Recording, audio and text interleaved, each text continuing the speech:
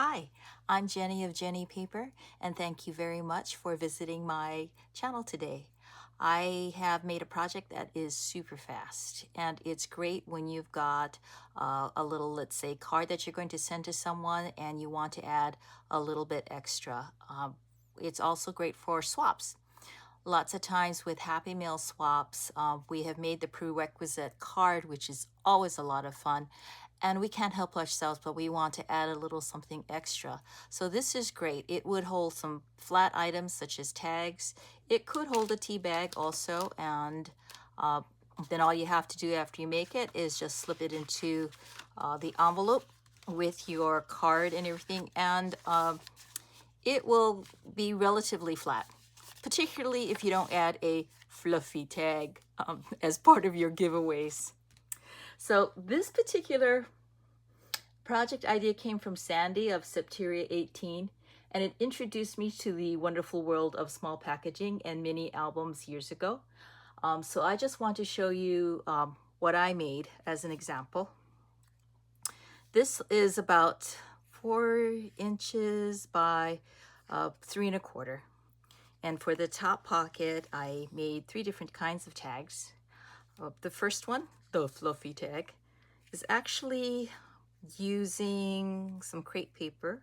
I used a 1-inch paper punch, and I punched about 20 pieces of crepe paper into a circle, and then stapled the middle and fluffed it like this. So it added quite a nice bit of texture to this particular project. Now, if you want it flatter, and if you're sending it through the mail, sometimes flatter is wiser.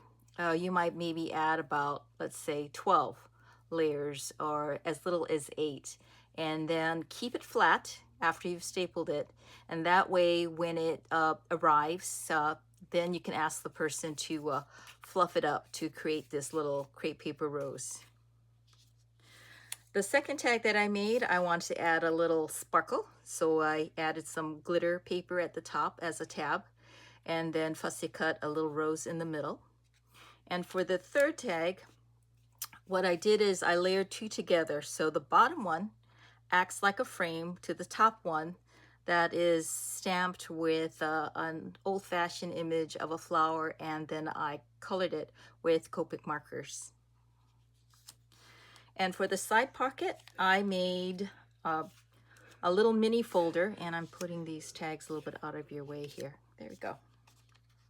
Little mini folder, and I wanted it to look sort of like junk journal-y, so I used this particular paper that looks like a botanical, and I added some washi that already had sending lots of love on it. And then I tore a couple of pieces of washi and added it to the corners of this particular faux stamp. And on the inside, I added some chipboard, a ticket,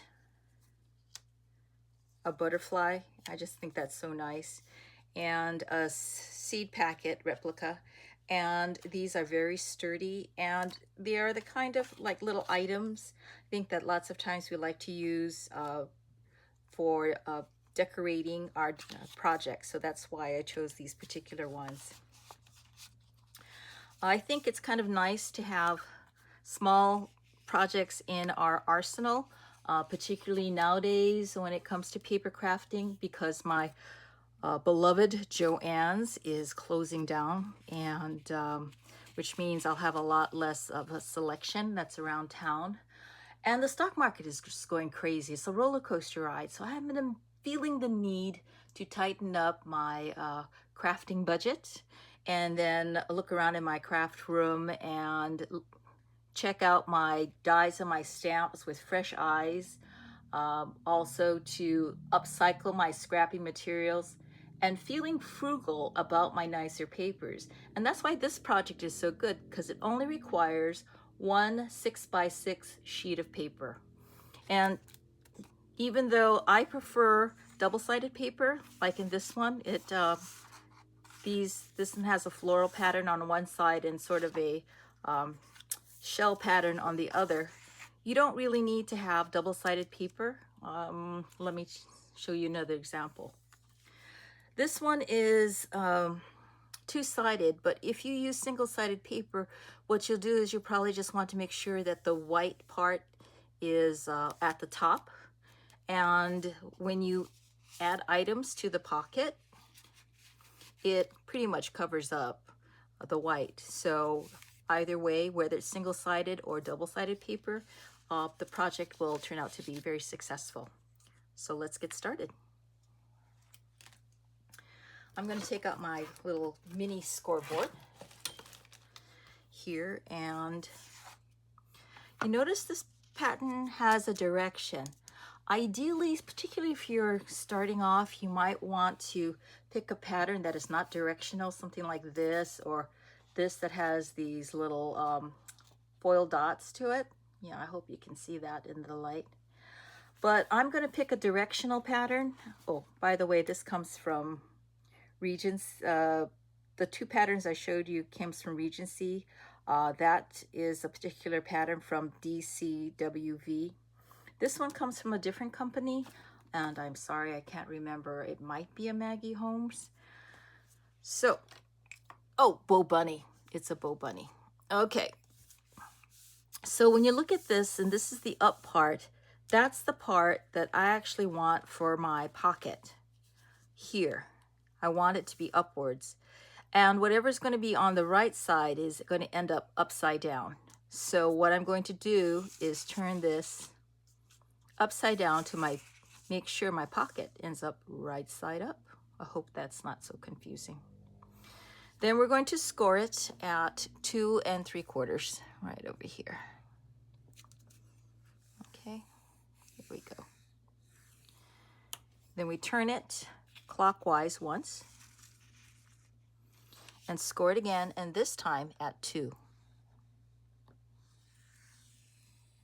There we go. All right, and that's all the scoring you need to do. Now, when you look at this paper, I'm going to see, oh, okay, I'm going to fold it a little bit so you can see the lines a bit better, the score lines. Okay, there we go. So when you look at this paper, you'll notice that there's 2 rectangles on this side here, and one is larger than the other.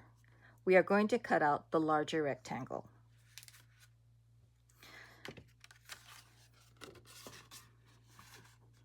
So I just want to score it a little tighter here. There. And I'm turning it so it's easier for me to see. There we go.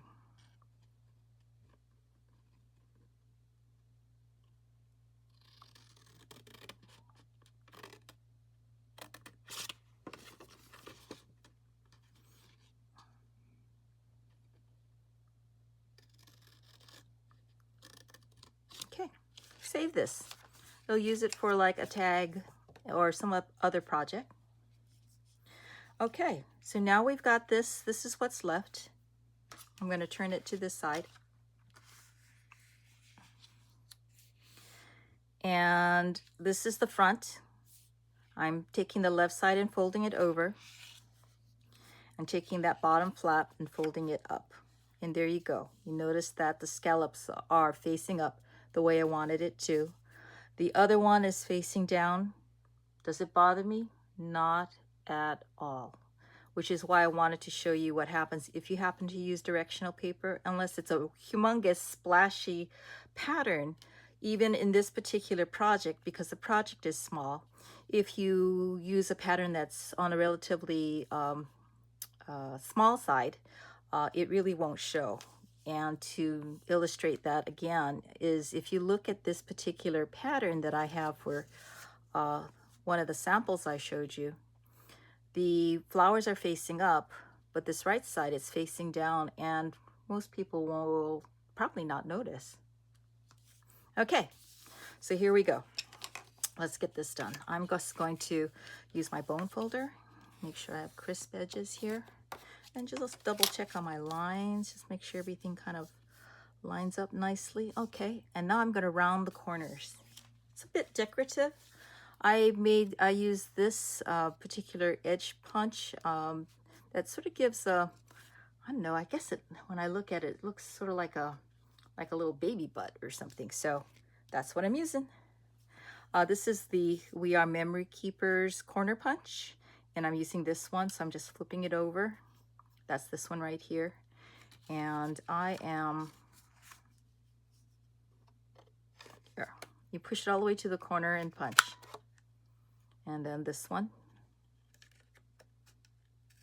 Okay, so I did 2 tops, and I'm just going to do 1 bottom. Right here. There we go. And we're done with this punch. And then what I'm going to do now is I'm going to distress this. I'm going to add a little brown ink around the edges. I just think it brings out the shapes and the colors a little bit more. So I've got my little dauber here and my Hero Arts Cup of Joe brown ink. And then I will just quickly, let's just get this done. There we go.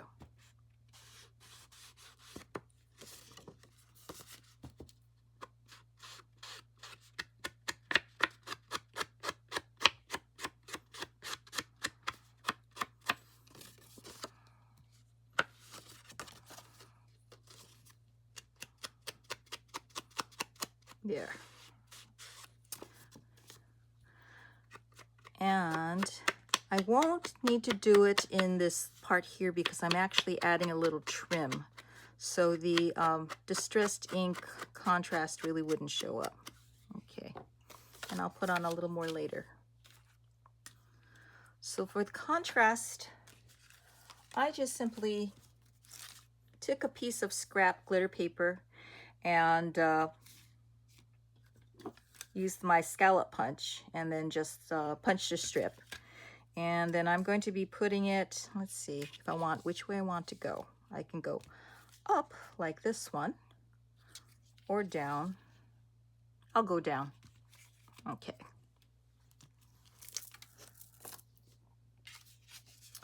So I'm just going to add a little bit of glue over here on the edge, my pocket, and add a little bit of this glitter here strip. And what I'm looking at are the 2 edges and seeing how they sort of balance out on both sides. Oh, that worked out well. There, see this side versus that side. Okay. And then trim it.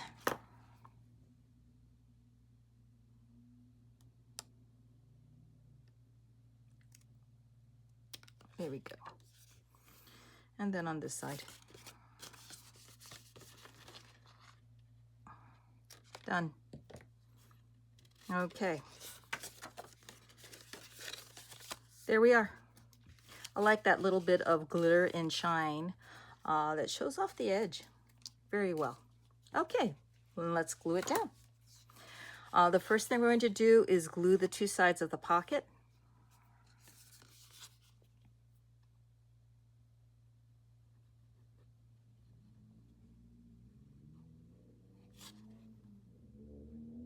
Okay, and down on this side. I am going everywhere with this glue. Okay, here we go. That's done. And then I'm going to glue the tops and the bottoms to create the side pocket. So there we are.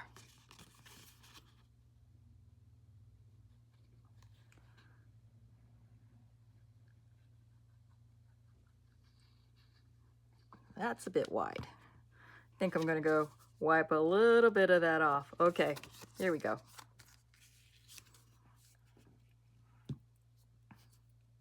There, I really like the way the brown ink really highlights the edges over here. And then I'll finish by adding a little bit more on these edges here that I didn't apply it before. There, so I'm just finishing it off. And there it is. That's basically your project done, and it's just time for decorating. Told you it was fast. So, okay, I thought for decorating, for these ones, I have been adding a little wax seal. So I thought that I was looking at a wax seal for this one too. Kind of wonder, pink. Let's see.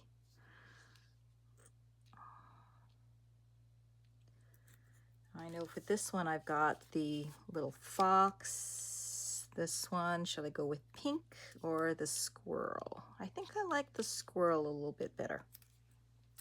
And then I will add a word. I'm thinking inspired. I think that would be cute. Yeah, I was thinking. I did a couple of it in different ways. One, this is stamped. This one I used a manual typewriter and typed it, and then I distressed around it. So I think I like that one better. So add a little piece of, a little bit of glue to the piece, and then there we go. I think that'll do. Okay. And the wax seal, what I did is just put down a little blob of wax, and then I had punched out a image of a squirrel that was on one of my Maggie Holmes papers, and this is about an inch across, and then I just pressed it into the hot wax with a flat wax stamp, and it just creates this little rim around here. I just like that effect, and it is probably the easiest wax seals for me to do. And I think I want a little, well, I don't know, looks a little, yeah, let's straighten that up a little bit. Okay, oops. I think what I'll do, normally I would use hot wax, but in this case, I think I'll use Zots. I've got a few Zots over here, might as well use them. That's the little plastic, there we go. Plastic glue. And let me just pop some right here. There we go.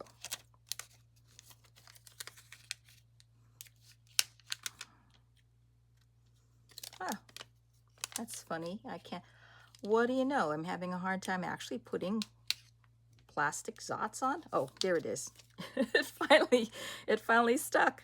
Oh my goodness. I've never had that issue before. But then the camera is on, so yeah, the unexpected happens a lot when you've got the camera on. Okay, there we go. There we go. Now it's down, it's adhered. And I thought I'd add a little flower or something like that with what I had. So I'm thinking maybe this little tiny thing here. Or the yellow one. Okay, let's try the yellow.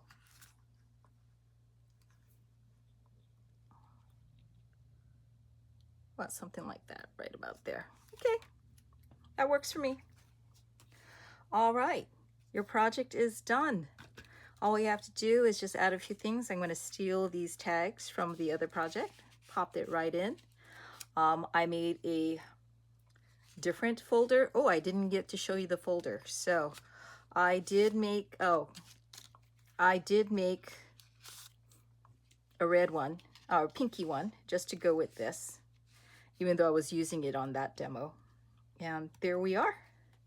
And if you wanted to add tea, does it fit? Yes, absolutely, tea fits. So if you rather have, instead of making a mini folder, you can, and I put some tags in here, you can add a bag of tea and it works beautifully.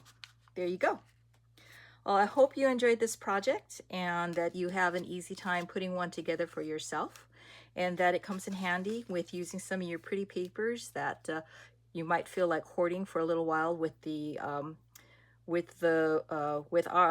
any craft store closing near you.